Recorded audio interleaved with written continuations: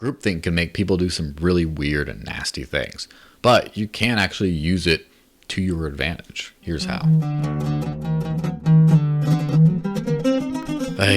With this political super cycle, as it were, of, the last 5 years, but especially the last 1.5 to 2 years, it's been pretty dismal out there looking at other people and other former friends or colleagues or whatever, and just seeing the way people act. I don't really care what your political beliefs are. I'm sure you've seen plenty of people out there that you're just like, man, that person's not well. They're brainwashed. They're not. Look at all those nasty things they're saying or thinking about their fellow humans. How could they do such a thing?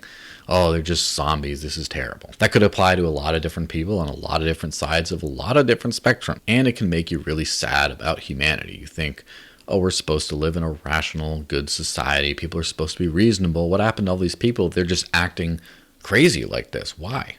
And the real reason is, of course, groupthink or social impulses. And it's important to sort of just take a step back and realize that we got where we are as a species by working together, that there's deep instincts inside each and every person, not each and every, but most of them, right?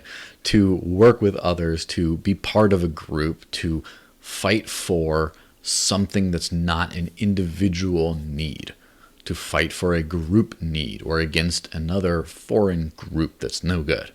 And so this is just who we are as people. We're always going to be this way to a certain extent.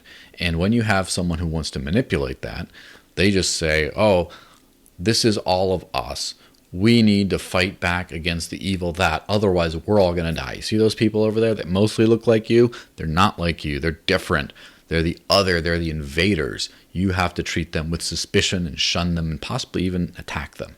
And that's how you have all these crazy things happen. That's how you have, genocides and stuff in other countries. I mean, this is a little sad to talk about, but that's the same social impulse that people have. And it served us very well over thousands and thousands of years in staying together, in growing strong, in fighting off invaders, and, building to where we are now, a hopefully, rational, peaceful, technologically advanced society. Although, we're doing our best, not all the way there yet. But how do you fight against that kind of a thing? Well, I don't have all the answers, but something that I've tried that has worked for me at least is refuse to play into the game. So when someone says something a little bit crazy to you, they're a little unhinged, it's whatever, a lot of the times they've constructed a goodness idea around them in their belief system, that this is good. I have to fight for this belief setting so that we all as a group can do well. And then you're on that other group. You're not doing well. You're attacking. You are against everything I'm against. And so, first off, they'll assume that you don't want any of the stuff they want. And then they'll assume that you want a different set of goals that are a complete antithesis. And so they'll attack you on that kind of wavelength. And it works out pretty well because say you have a Venn diagram of overlapping wants between the two of you. You don't want everything the same, but you have some common ground, right? As soon as you get attacked by one of those people, you unlink those social diagram things, you start to be just defensive. Now you're in that camp and you're fighting against them. And so it's kind of a way of testing you out to a certain extent to say, are you the enemy? And they poke at you and then you go, and then, oh yes, it is the enemy. And then you fight. So the first thing is just to not have that reaction, not be like, well, look at you, and just not have that reaction. The second thing, of course, is to find that common ground. And obviously, you don't have the common ground if you disagree with them, and you don't have the common ground in just wanting to be a free-thinking person rather than being part of this group and attacking the others and believing everything that this one person says. But take some of the most radical belief systems out there. They do have a lot of basic human needs kind of goals of they want everyone to be happy and healthy and peaceful, and they don't want their friends and neighbors to die. That's a lot of that stuff. So if you can kind of agree with them on those things, they can't really attack you the same way. Well, this guy agrees with me on these things, but you don't like the way he wants to go about it. It's a little bit of a harder sell. And then we go to the rational argument level and against that chimp instinct, war kind of argument in the brain. So you try to kind of get in there and first off, refuse to fight them. Then you start trying to find that common ground. Of course, this is pretty standard type stuff, right? But, it works because if you have no one wants to attack one of kind of theirs. They want to attack someone who's not one of theirs. And they definitely don't want to attack someone who's all of theirs. So the more you can honestly, again, you don't want to lie, don't want to pretend you believe something you don't, intrude as far into their camp as possible. Be like, no, I'm all the way in here.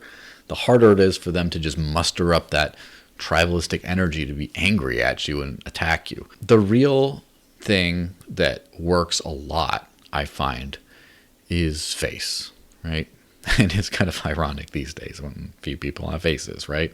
But the big thing is people love to attack these faceless, nameless other people, or they just see someone and they zero in on the things that make them different. Oh, look at this guy. He's got the MAGA hat on.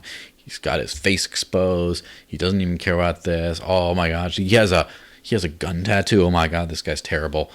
Enemy. But the actual face, like, it's hard for someone to just walk up to you, especially if you're not like in a group protest out on the streets, like you're rah, rah, rah against each other. You're already in war mode. It's hard to just walk up to some random person on the streets and just say, you suck, I hate you, I hope bad things happen to you, and just see their face react like, oh, you hurt my feelings. Like, it's hard to muster up that courage. Most people like to bark it out from the corners or something like that. But if you confront someone, but don't be mad at them, don't be angry or aggressive, just like, hi, how's it going? And they, you smile at them. They say something mean to you, or what are you doing with this or whatever. I mean, you refuse to be aggressive back. I mean, even if you're sad, you display sadness that they're being mean to you. But just that face is really hard to fight. It's really hard to just attack the face. And part of it is just people are scared, and people are scared that some other is going to come in and intrude and it's going to ruin their life. And so one of the things that helps is just to have that face, to be there, not go away. For example, let's just say you're whatever alternative look or lifestyle or whatever that's not common in your place, and people mistrust you and they dislike you because of that. Part of getting over that is just being there always. You're just there in the community. They see you every day or every other day or whatever, and you're still your different self, but you're there and you refuse to antagonize them or be antagonized by them. Eventually they just get used to you as a harmless person. Even if they don't like you and they don't want to do the things like you, you're just harmless. So for example, you're a LGBTQ plus activist or trans person or whatever, and you're in a highly religious right-wing community, be yourself nicely around them, and before you know it, they might not like what you do with your life, but you're just harmless. You're just another person there. Or on the other side, what happens if you are in a very left-wing community and you conceal carry or open carry a firearm in a very polite and non-threatening way? Of course, let's not do the whole invade Poland kind of nonsense. You kind of do that in their presence repeatedly, or you don't have a mask on in their presence repeatedly, but don't antagonize them and don't be antagonized. Eventually, they might just say, I don't like any of the stuff he does, but he's harmless. He's going to be fine. I see him every day.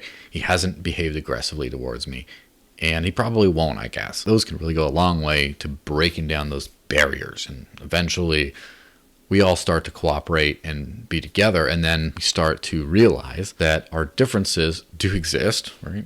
But they're not that scary. And it's that fear and that groupthink and that aggression that people use to motivate each other to do nasty, horrible things. So you want to make the world a better place? Get rid of that war, tribalistic groupthink. Not by pretending it doesn't exist, not by saying you got to be more rational, but by recognizing how it works and just getting around it and uniting the world. Hey, is that enough peace, love, brown rice for you? Hope so. I'll see you guys next time.